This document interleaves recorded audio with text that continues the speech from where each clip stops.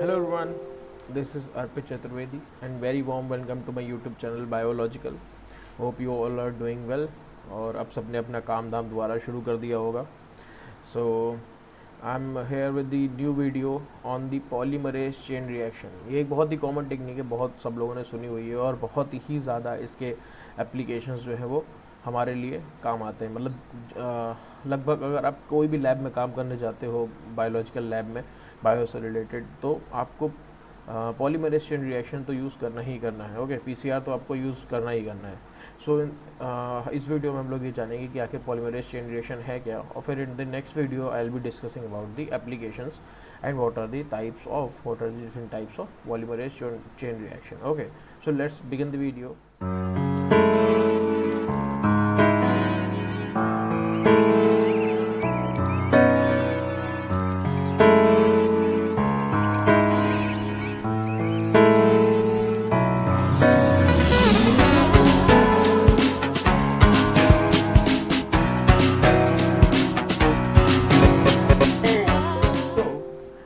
सबसे पहले तो अगर हम पीसीआर जानना चाह रहे हैं तो हमें यही पता होना चाहिए कि पीसीआर है क्या. मतलब अगर हम आए हैं इस वीडियो में देखना चाह रहे हैं कि पीसीआर क्या कर सकता है, क्या नहीं कर सकता, तो पीसीआर क्या है ये तो हमें पता होना चाहिए ना. तो पॉलीमरेज चेन रिएक्शन, कुछ भी पढ़ने से पहले सबसे पहले हम अपनी समझ से जानने की कोशिश करते हैं कि आखिर पॉलीमरेज चेन रिएक्शन अगर इसका नाम दिया गया है तो इसमें इन तीनों चीज़ों का मतलब क्या हो सकता है. पॉलीमरेज है यानी कि कोई ना कोई तो पॉलीमरेज इन्वॉल्व होगा. अब वो डीएनए हो या आरएनए हो ये तो वक्त बताएगा. ओके, चेन है यानी कि रिएक्शन के कोई कैस्केड है, एक के बाद एक के बाद एक के बाद एक के बाद चेन्स लगी हुई हैं, रिएक्शन लगी हुई हैं. ओके, और रिएक्शन तो हमको पता ही है कि रिएक्शन क्या होता है. Okay, so PCR is a technique that results in exponential amplification of a desired region of a DNA molecule in vitro. Okay, what does this in vitro means? ये in vitro ही यहाँ पे आधा काम बता देता है कि PCR कर क्या रहा है. In vitro, okay, that is inside the laboratory or inside the class. Okay, तो हमें यहाँ पे ये पता चल जा रहा है कि यहाँ कोई सेल इन्वॉल्व नहीं है, यहाँ कोई सेल इन्वॉल्व नहीं है. अगर हम डीएनए का क्या कर रहे हैं, एम्प्लीफिकेशन कर रहे हैं, डीएनए का एम्प्लीफिकेशन कर रहे हैं, या फिर हम डीएनए को जो अपना मतलब डीएनए मॉलिक्यूल है वो हमने एक लिया है और उससे हम ढेर सारे डीएनए मॉलिक्यूल बना रहे हैं, एक्सपोनेंशियल एम्प्लीफिकेशन कर रहे हैं, तो वो सेल फ्री है. Cell free, there is no involvement of a cell. Okay, तो हम तो अपनी तरफ से अगर डेफिनेशन बनाना चाहें तो हम ये बना सकते हैं ना कि PCR is a technique or cell-free method that can exponentially amplify the desired DNA molecule. Okay, तो अब क्या है, with this technique small amount of genetic material can be amplified to make huge number of copies of DNA to be able to identify and manipulate DNA. सबसे ज़्यादा ये कहाँ use हो रहा है, सबसे ज़्यादा यूज़ हो रहा है आरडीटी में, रिकॉम्बिनेंट डीएनए टेक्नोलॉजी में. जब आप अपना जो आपको जीन, जो आपका डिज़ायर्ड जीन है, जो आपको एंटर कराना है अगर किसी में, तो अगर आप उस जीन को एक्सट्रैक्ट करते हो, ठीक है, अगर आप उस जीन को एक्सट्रैक्ट करते हो तो आप सिंगल जीन तो इनकॉर्पोरेट करवा नहीं सकते हो किसी वेक्टर के थ्रू किसी नए जीन में, ठीक है, उसको आपको एम्पलीफाई करना ही करना है. वहाँ पे रोल आता है पीसीआर का, क्योंकि अगर आप यही चीज़ करना चाहोगे किसी बैक्टीरियल सेल में या कोई सेलुलर ऑर्गेनिज्म यूज़ करके, तो यही चीज़ आपको अभी बहुत ज़्यादा कठिन हो जाएगी. वहाँ से एक्सट्रैक्ट करना, आपका काम डबल हो जाएगा कि आप कॉलोनी ग्रो करो, वहाँ से एक्सट्रैक्ट करो, फिर उसके बाद उसमें करो, ठीक है, तो आपका काम डबल हो जाएगा. वहाँ पे आपको सारा का सारा काम एक ही जगह होके मिल रहा है, पीसीआर. आप नॉर्मल कुछ पिकोग्राम डीएनए आप लो, उसको आप पीसीआर में डालो और फिर उसके बाद आपको उससे काफ़ी डीएनए, ठीक है, आप काफ़ी डीएनए उससे मिल सकता है. थाउजेंड्स ऑफ डीएनए बैंड्स या थाउजेंड्स ऑफ डीएनए मॉलिक्यूल्स आपको उससे मिल सकते हैं, जो भी आपका डिज़ायर्ड डीएनए है वो. ओके, फिर detect infectious organism, detect genetic variation including mutation in human genes and numerous other task. ये तो इसकी एक मतलब यूज़ की बात हो गई. सो थोड़ा सा हिस्ट्री जानने की कोशिश करते हैं कि क्या पीसीआर की हिस्ट्री रही है. तो ये तो बहुत ही बेसिक क्वेश्चन है, कई बार तो डायरेक्ट ही पूछ लेते हैं कि पीसीआर को इन्वेंट किसने किया था. ओके, सो ये तो हमें पता होना चाहिए कि कैरी मुलिस साइंटिस्ट थे, ये है उनकी तस्वीर मुस्कुराते हुए. कैरी मुलिस जो साइंटिस्ट थे उन्होंने ये पीसीआर जो है इन्वेंट किया था, और he was scientist at California biotech company. It is in 1983. Okay. तो मुलिस को इस चीज़ के लिए, यानी कि साइंटिस्ट थे, उनको इस चीज़ के लिए नोबेल प्राइज़ मिला था केमिस्ट्री में। अब ये चीज़ आज भी कन्फ्यूजिंग रहती है कि जो बायो की फील्ड में काम करते हैं उन्हें नोबेल प्राइज़ केमिस्ट्री की फील्ड में क्यों मिलता है, क्योंकि बायोलॉजी की फील्ड का अलग से नहीं है, इधर मेडिकल वाली फील्ड में मिल जाता है। जो बायो वाले लोग होते हैं उनको तो केमिस्ट्री को मिल जाता है नोबेल प्राइज़, अगर कोई बायो से रिलेटेड काम उधर करता है केमिस्ट्री में तो। फिर constituents of PCR, what are the different constituents of PCR, या जो भी रिएक्शन हम लोग करा रहे हैं उस पर कौन कौन सी चीज़ों की में ज़रूरत पड़ रही है। सबसे पहले तो टारगेट डीएनए, यानी कि वो डीएनए का बैंड जिसको हमें एम्पलीफाई कराना है। जब मेन चीज़ ही नहीं होगी तो हम करेंगे क्या पीसीआर का, है ना। तो सबसे पहले तो हमें टारगेट डीएनए की ज़रूरत है। उसके बाद हमें पेयर ऑफ प्राइमर्स की ज़रूरत है। प्राइमर्स क्या है? प्राइमर शॉर्ट ऑलिगोन्यूक्लियोटाइड का सीक्वेंस होता है जो कि क्या करता है, जो भी हमें डीएनए का फ्रेगमेंट एम्पलीफाई कराना है उसके लिए वो एफिनिटी रखता है, उसके लिए वो एफिनिटी रखता है। कैसे? अगर ये आपका डीएनए है तो यहाँ पे एक प्राइमर लग जाएगा और एक प्राइमर लग जाएगा यहाँ पे, ओके। और फिर 5 प्राइम टू 3 प्राइम दोनों तरफ से क्या होगा, 5 प्राइम टू 3 प्राइम दोनों तरफ से इसका सिंथेसिस होगी डीएनए की। और हम एक डीएनए का फ्रैगमेंट लेके चले थे, अब हमको 2 डीएनए के फ्रैगमेंट मिल जाएंगे, वही जो हमें चाहिए होंगे। अब यहाँ पे सीक्वेंस स्पेसिफिसिटी है, यानी कि हमें पहले से अपने जो डीएनए फ्रैगमेंट, जो हमारा डिज़ायर्ड डीएनए फ्रैगमेंट है, उसके बारे में जानकारी होना बहुत ज़्यादा ज़रूरी है। तभी हम उसके लिए उसके कॉम्प्लीमेंट्री क्या कर सकते हैं, प्राइमर्स बना सकते हैं, okay. Then what are the different requirement? Thermostable DNA polymerase. Thermostable DNA polymerase क्यों? क्योंकि ऐसा होता है कि इसकी जब चेन ऑफ रिएक्शन हो रही होती है तो हर बार जब हम डीएनए को डीनेचर करते हैं, यानी कि डीएनए को डीनेचर करते हैं, डीएनए के स्ट्रैंड्स को अलग करते हैं, तो अराउंड 90 to 94 डिग्री तक हम इसको हीटअप करते हैं, 90 to 94 डिग्री सेल्सियस तक। तो अगर थर्मोस्टेबल डीएनए पॉलीमरेज हम लोग नहीं यूज़ करेंगे तो वो हर बार क्या होगा कि क्योंकि वो एंजाइम है तो वो डीनेचर कर जाएगा डीएनए के साथ। अगर वो डीनेचर कर गया तो हमें हर बार हर साइकिल के बाद रोकना पड़ेगा अपनी प्रोसेस को और फिर से इंसर्ट कराना पड़ेगा अपना एंजाइम, जो कि हम नहीं चाहते हैं, ये बहुत टीडियस हो जाएगी, okay. So enzyme that कैटलाइजेस the reaction would be thermostable. और इसके लिए हम लोग कौन सा एंजाइम यूज़ करते हैं? हम लोग यूज़ करते हैं टैक पॉलीमरेज। टैक पॉलीमरेज कहाँ से निकाला गया है? वो निकाला गया है थर्मस एक्वाटिकस बैक्टीरिया से, ओके, जो कि कहाँ रहते हैं? हाइड्रोथर्मल वेंट में, ओके। ये कुछ बेसिक चीज़ें जो आपको पता होनी चाहिए, गेट वगैरह के एग्जाम में डायरेक्ट यही चीज़ें पूछ ली जाती हैं। देन Mg2+ आयंस, Mg2+ हमें चाहिए, को फैक्टर है एंजाइम के लिए, उसके लिए यूज़ हो रहा है Mg2+। फिर buffer solution maintains pH and ionic state of the reaction solution suitable for the activity of the enzyme. क्योंकि हमें पता है कि हम एंजाइम तो पढ़ चुके हैं ना, कि एंजाइम जो है वो किसी एक स्पेसिफिक pH पे एक्टिव होता है, यानी कि ऑप्टिमम pH चाहिए होती है उसको, ऑप्टिमम टेम्परेचर चाहिए होता है, इस तरीके का ग्राफ आता है। ऑप्टिमम pH चाहिए होती है, ऑप्टिमम उसको टेम्परेचर चाहिए होता है, ऑप्टिमम उसको आयनिक कंसनट्रेशन चाहिए होती है, हर चीज़ उसको ऑप्टिमम चाहिए होती है जब वो मैक्सिमम एक्टिविटी शो करता है। यहाँ मैक्सिमम पीक आती है एंजाइम की, ओके। तो उसके लिए हम बफर सोल्यूशन यूज़ कर रहे हैं। फिर हम एक देख लें 25 माइक्रोलीटर का, यहाँ पे ये क्या है? ये पीसीआर में यूज़ करे जाने वाली ट्यूब है, ओके। अब इस 25 माइक्रोलीटर के लिए हमें किस किस चीज़ की रिक्वायरमेंट होगी वो हम देख लेते हैं। यही ट्यूब आप इंसर्ट करते हैं पीसीआर में, ठीक है।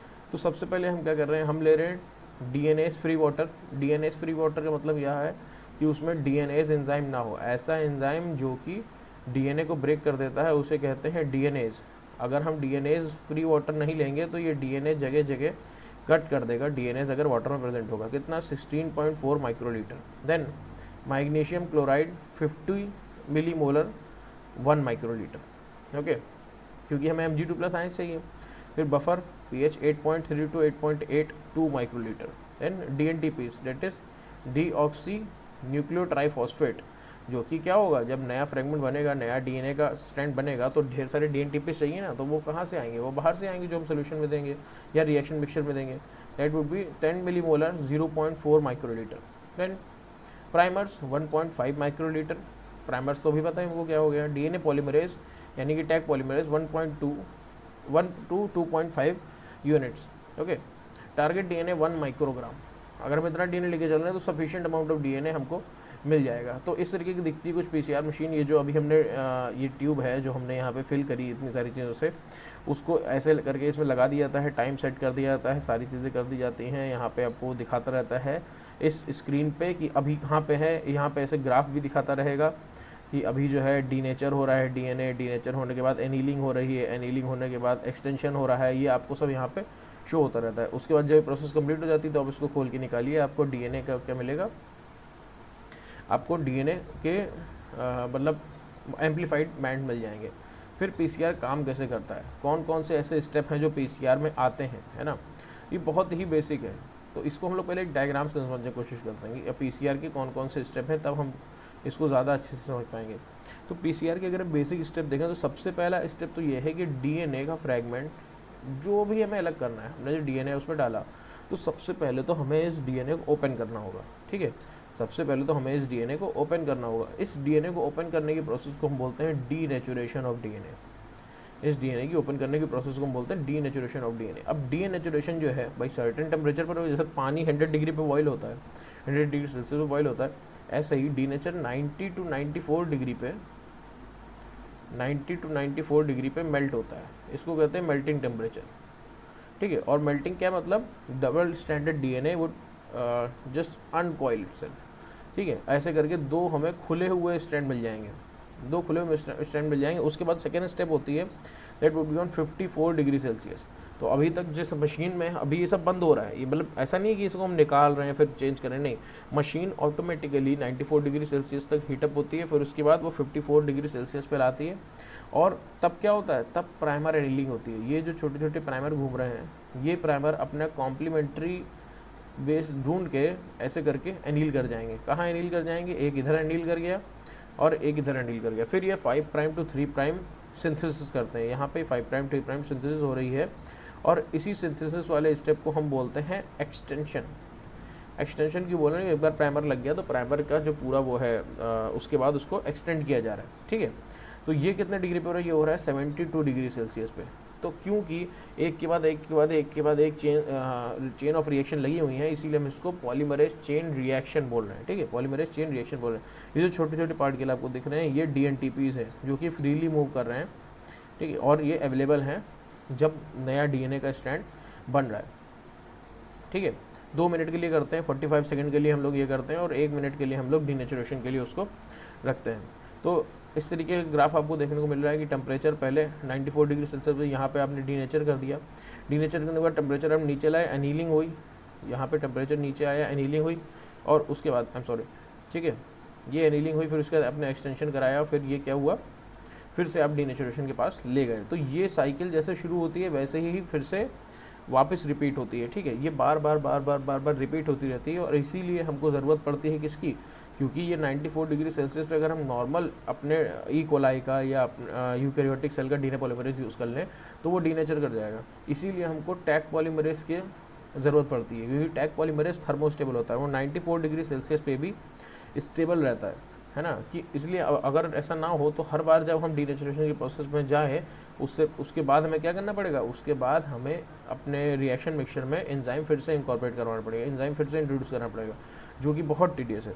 ओके, तो ये कौन कौन से स्टेप है इसमें, हीट सबसे पहले डीनेचर कर रही है डीएनए को 94 डिग्री सेल्सियस पे, देन हम कूल कर रहे हैं, प्राइमर्स को एनील होने दे रहे हैं 54 डिग्री सेल्सियस पे, देन हम वार्म कर रहे हैं 72 डिग्री सेल्सियस से, टैग पॉलीमरेज को एक्टिवेट कर रहे हैं ताकि वो एक्सटेंड कर दे, और फिर इसको मल्टीपल टाइम रिपीट कर रहे हैं। ओके, तो कौन कौन से ऐसे फैक्टर्स हैं जो कि ऑप्टिमल पीसीआर के लिए नेसेसरी हैं। ठीक है, अगर पीसीआर को ऑप्टिमली वर्क करना है तो कौन कौन सी चीज़ें ज़रूरी हैं। सबसे पहले तो PCR primer would be correctly design for the pair of primers. मतलब अगर हमारा ये डीएनए स्ट्रैंड है, अगर पीसीआर प्राइमर ठीक नहीं होंगे, मतलब वो यहाँ पे एनील ही ना कर पाएँ, तो हमारा जो मेन प्रोसेस है, यानी कि जो हमको डिज़ायर्ड फ्रेगमेंट निकालना है, वो तो हम निकाल ही नहीं पाएंगे, क्योंकि आपका प्राइमर ही एनील नहीं किया। अगर प्राइमर एनील नहीं किया है तो एक्सटेंशन की प्रोसेस तो हो ही नहीं सकती। ओके, तो ये बहुत ज़्यादा ज़रूरी है कि आपका जो डिज़ायर्ड डीएनए है आपको उसका सीक्वेंस पहले से पता हो, और जब उसका सीक्वेंस आपको पता हो तो आप उसके लिए एक अच्छा सा प्राइमर जो है वो डिज़ाइन करके सिंथेसाइज कर सकें।